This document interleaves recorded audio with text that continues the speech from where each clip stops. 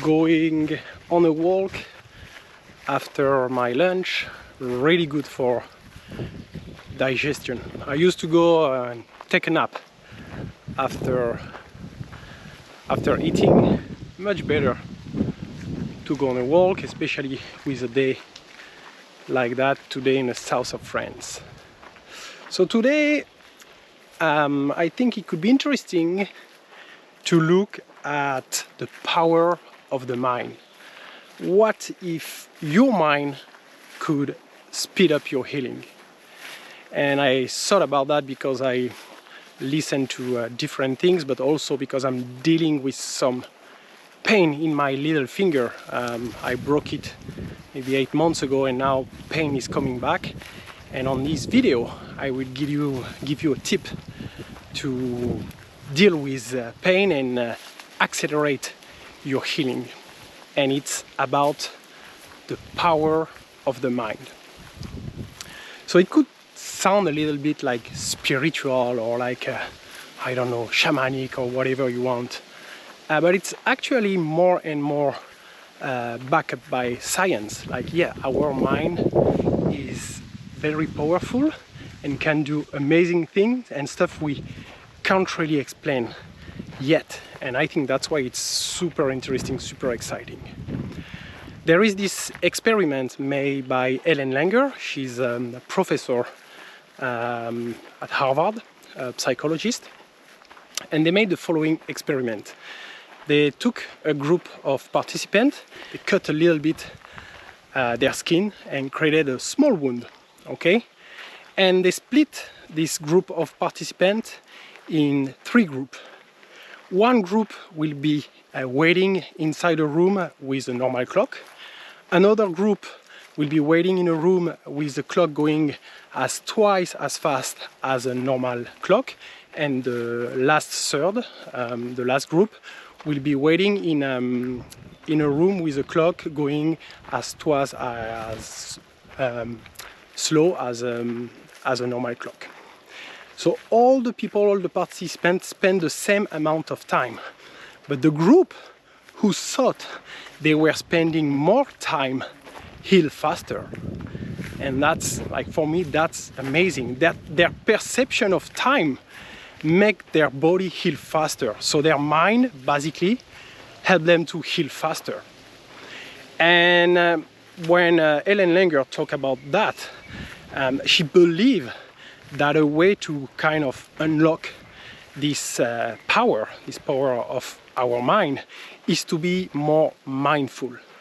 And for her, mindful is not about meditation. It's not, okay, spending 30 minutes doing meditation.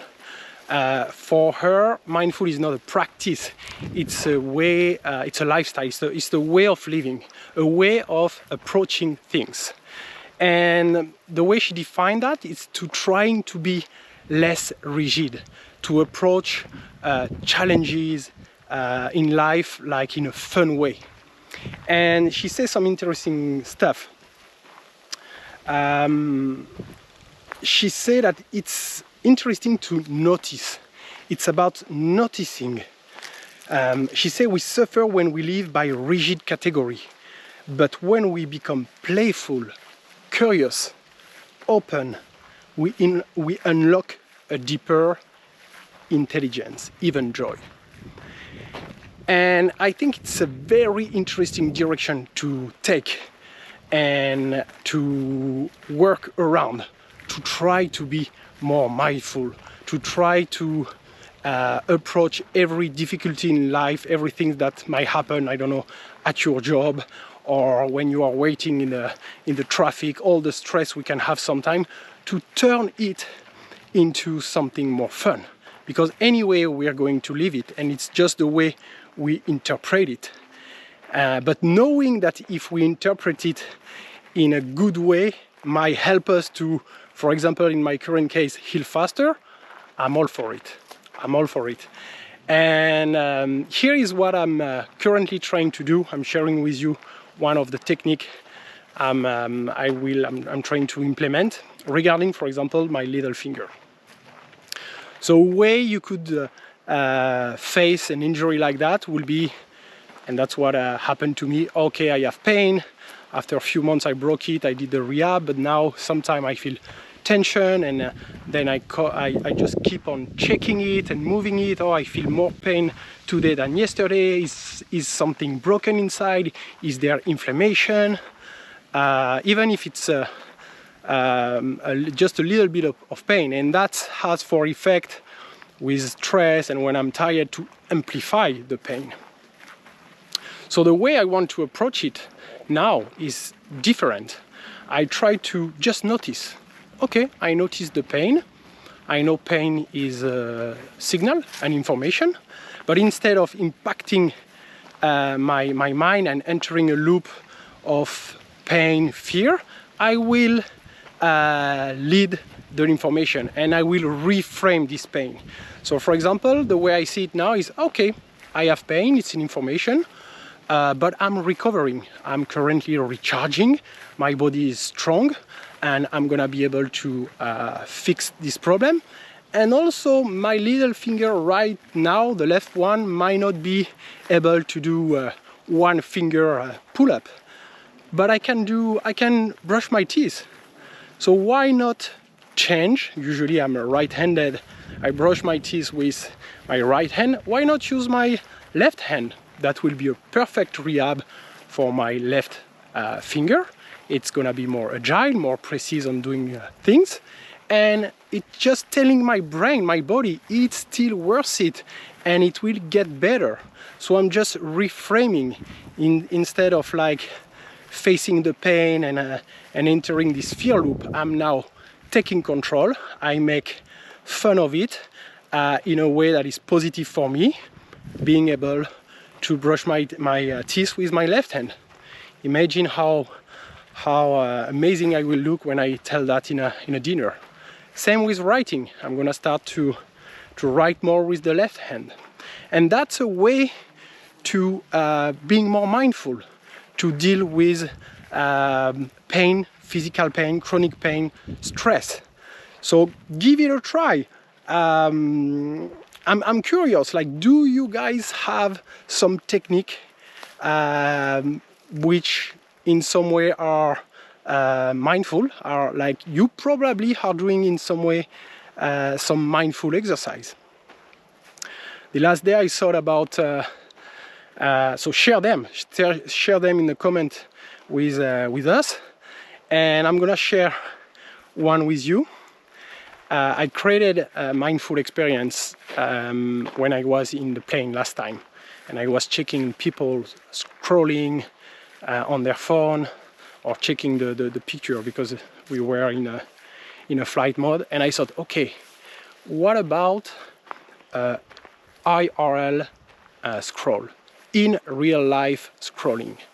So I thought, sometime when you are, I don't know, on TikTok, Instagram, on social media, you just see simple stuff about people that might be funny, or most of the time when you look at it, it's pretty simple. So I started to do that in real life. So I was in the plane, I look at the couple next to me, and I started to notice, instead of checking something on my phone, okay, where are they from? Oh, I thought they were French, but the lady didn't get when I talked to her in French, so where are they from? And I saw on their phone there was some character in Russian character, so okay, probably they are from Russia, and they were playing a game, and I started to imagine kind of a life, like, okay, who are they, where are they going on vacation? Then I look at the guy next to me. He had a hat, he was watching something on his phone, he looks like pretty focused on that. And same, you can imagine, oh, where is he going? Is he going to see his girlfriend? Is he going back home to see his family? And it just completely changed this game I created, just completely changed the way my brain is working. Instead of like just consuming, I'm now an actor in life, and I look for solution, I question myself, I observe. So I observe the guy, oh, this guy has a tattoo here like that. And this way, I don't know how impactful that could be, but just by doing it, I could feel that, okay, that's kind of cool. Like it gives me back some power, some control, and I'm actively living or interacting with my surrounding. And now that I'm talking about it, I do also think that's why I love and I feel good, and most of the people feel good when you go outside on a walk, like I do often in the nature.